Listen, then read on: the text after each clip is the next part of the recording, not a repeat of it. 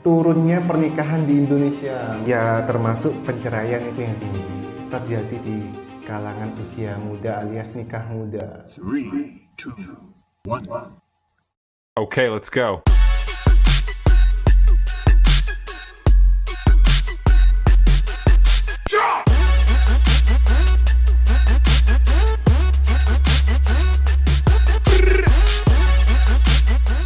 Halo, selamat datang bertemu kembali dengan kita Ruang Sidang Santai. Sebelumnya kami mengucapkan terima kasih banyak yang sudah subscribe, support channel ini, dan yang belum silahkan subscribe agar kalian tidak ketinggalan berita-berita selanjutnya. Iya. Betul. Tidak usah banyak bacot, langsung kita ke berita selanjutnya. Gimana Mas Tadu? Ya, untuk episode kedua ini kita membahas turunnya pernikahan di Indonesia, Mas. Untung ya termasuk penceraian itu yang tinggi, ya. Terjadi di kalangan usia muda alias nikah muda. Gimana tanggapannya Mas Untung sendiri untuk hal itu? Dalam hal ini seseorang yang memilih nikah muda, ya sebenarnya bukan hanya nikah muda tapi memilih untuk menikah itu sebenarnya sudah harus siap segalanya, baik siap mental, siap dari segi materi, apalagi khususnya cowok ya, harus sudah siap lahir dan batin, ibaratnya kayak gitu. Karena sebenarnya pernikahan itu suatu ibadah yang sangat lama, gitu. Jadi tidak sehari 2 hari, tapi seumur hidup. Seumur hidup itu bukan waktu yang sebentar. Bahkan sampai mati. Iya, makanya bahkan sampai mati juga. Itu bukan waktu yang sebentar, tapi waktu yang cukup lama. Makanya ketika seorang mau memutuskan menikah, kita juga harus siap.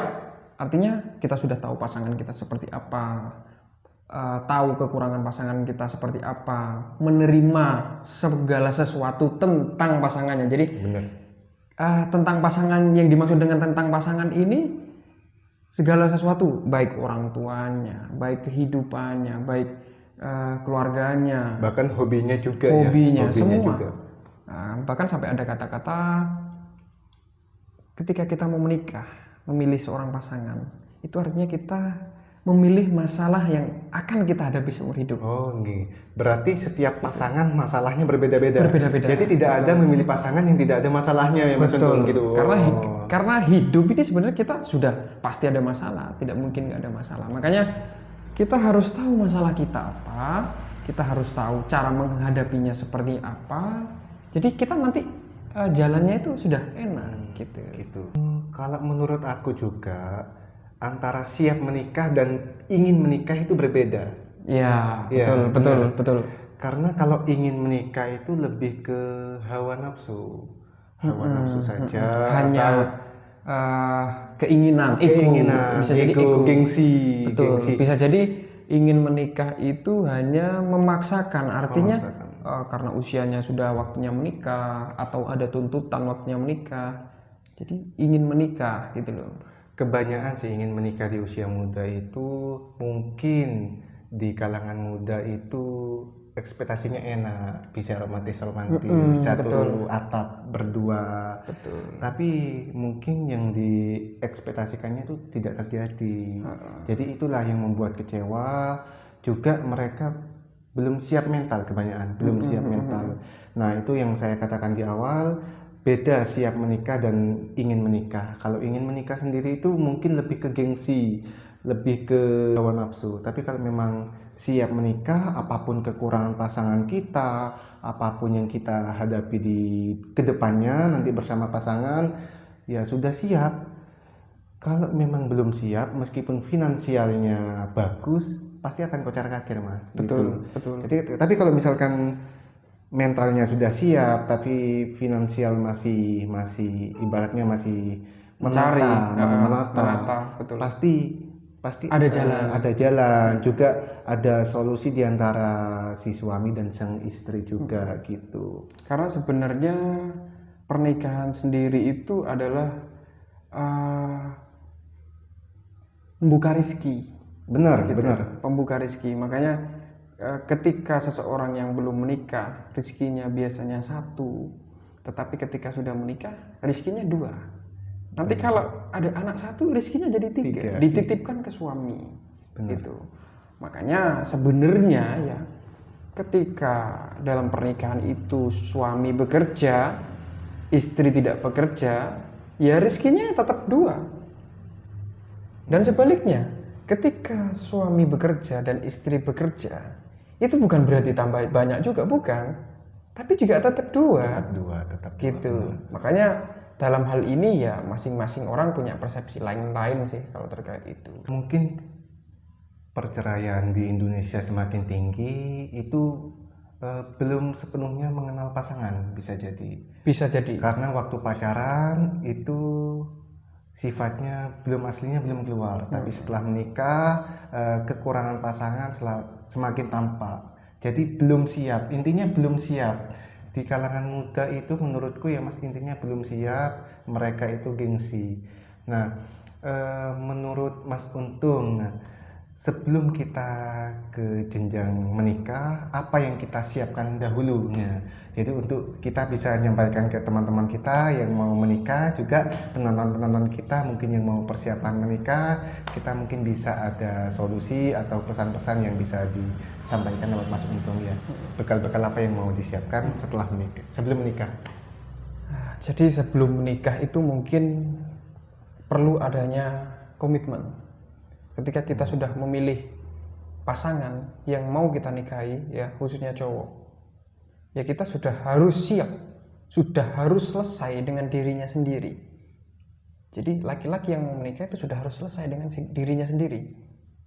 Kalau masih belum selesai dengan dirinya sendiri, lalu dia menikah, pasti salah satu akan jadi korban. Entah istrinya, entah anaknya. Karena dia masih punya kesenangan sendiri, masih punya hobi yang harus dia penuhi, masih punya kehidupan tentang dirinya gitu, jadi hal itu akan mengakibatkan kurang harmonis mungkin ya, karena tidak ada pegangan. Betul. Tidak ada pegangan di antara pasangan tersebut. Makanya ketika sudah menikah itu tidak ada lagi aku, tidak ada lagi kamu kan, seperti yang saya bilang. Tapi kita sudah, karena masalah dia masalahku juga gitu, senangku ya senangnya dia juga. Betul. Yang sering terjadi itu mungkin ketika pernikahan itu ya merasa bahwasanya pasangan kita ini sudah yang terbaik, sudah yang paling sempurna mungkin ya ketika awal memilih. Tetapi ketika realita itu terjadi ketika sudah menikah, itu biasanya berubah. Kenapa berubah? Ya karena ya seperti yang Mas Tandu tadi bilang, sifat aslinya sudah mulai keluar. Benar. Karena seseorang yang sudah nyaman, sudah ya 24 jam bareng, jadi nggak mungkin ada yang bisa ditutupi lagi kan gitu. Jadi pasti kelihatan semua. Nah dari situ terkadang pasangan kita belum tentu bisa nerima. Loh kok kayak gini tiba-tiba, kok sekarang berubah, kok ini. Nah itulah makanya. Dan biasanya ketika seseorang sudah menikah, ini ya rata-rata yang saya lihat, itu biasanya sudah cinta ini sudah nggak ada, gitu. Itu yang bahaya. Jadi sisanya apa? Sisanya mungkin hanya komitmen aja, hanya komitmen. Tapi bahayanya ketika cinta ini nggak ada, ya nggak akan menikmati. Mereka hanya apa ya? Hanya tinggal bersama. Bukan hidup bersama. Bukan karena tinggal bersama dan hidup bersama itu konsepnya beda. Konsepnya berbeda gitu. Makanya dari situ ya kita harus jangan mengakhiri cinta dengan suatu pernikahan. Ini maksudnya bukan berarti ketika kita cinta sama seseorang terus kita tidak boleh menikah ya. Tapi jangan akhiri cinta dengan pernikahan.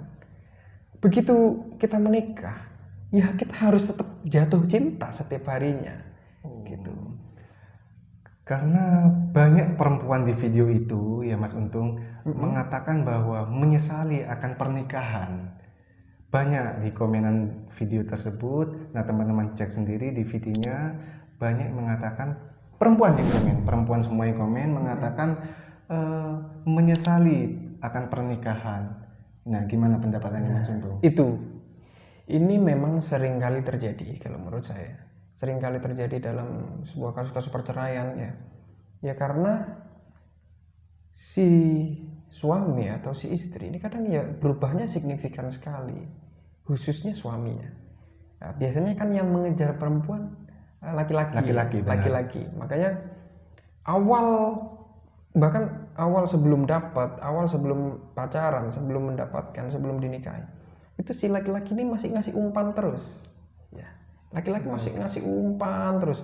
Tapi ketika sudah menikah, karena ikan itu sudah masuk dalam kolam, ya, artinya dia nggak perlu ngasih umpan lagi karena sudah ditangkap. Nah, ini salahnya. Kalau menurutku, ketika ikan ini sudah masuk di kolam kita, ya tetap kita kasih makan. Kita pelihara dengan baik. Kita kuras airnya. Kita harus ingat betapa susahnya kita dapatkan ikan itu. Benar. Gitu. Jadi cinta itu harus kita ciptakan.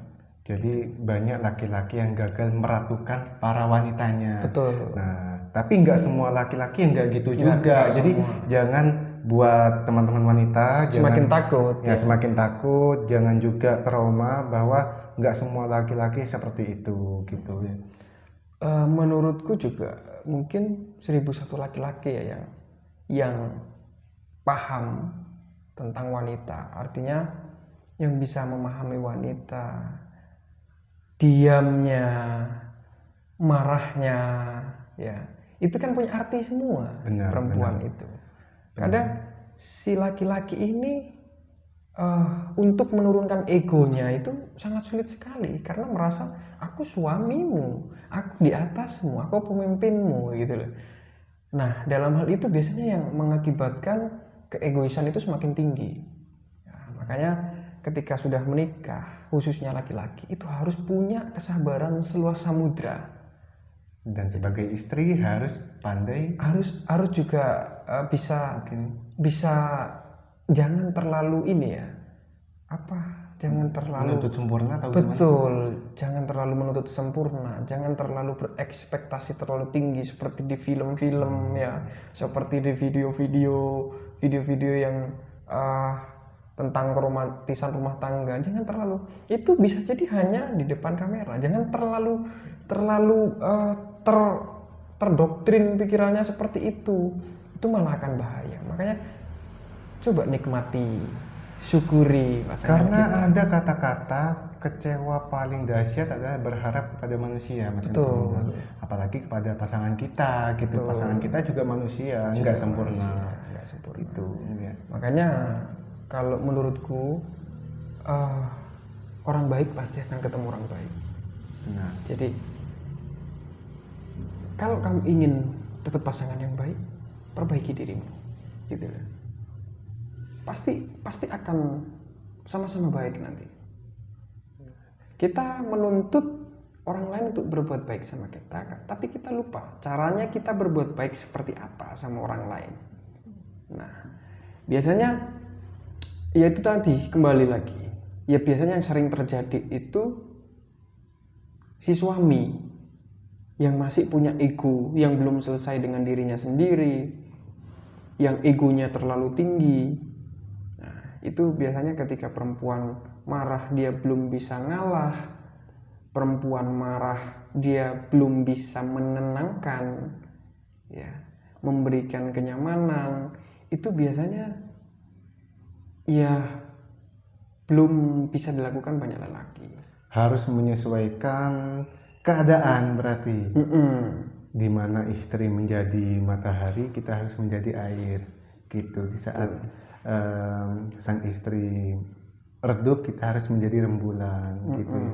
Jadi sang suami harus mengerti keadaan juga, saling mengimbangi. Jadi memang harus saling mengimbangi. Tapi dasarnya mengimbangi kan sebelumnya harus menerima kekurangan masing-masing. Dasarnya itu. Betul, Jadi kalau betul. awalnya nggak bisa menerima kekurangan pasangan masing-masing, gimana mau mengimbangi? Teman-teman, pesan-pesan yang kita ambil di sini, jika pasangan kalian memang mencintai kalian, kekurangan kalian akan diterima dengan sempurna. Dan ingat, yang sempurna itu tidak ada, yang ada hanya saling menyempurnakan. Nah, setelah menikah, jangan berharap, atau sebelum menikah jangan mencari pasangan yang kaya, yang ganteng gitu. Memang kedepannya akan enak, tapi jauh lebih romantis bahwa sama-sama saling mencari gitu aja. Itu pesan-pesanku ya. Mungkin cukup itu aja video kita tentang pembahasan perceraian yang semakin tinggi dan penyusutan angka pernikahan yang semakin turun. Semoga video ini bermanfaat kepada teman-teman yang lagi menonton. Aja mungkin ya. Ya, mungkin gitu aja. Ya, terima kasih. Sampai jumpa. Sampai jumpa. Thank you for watching.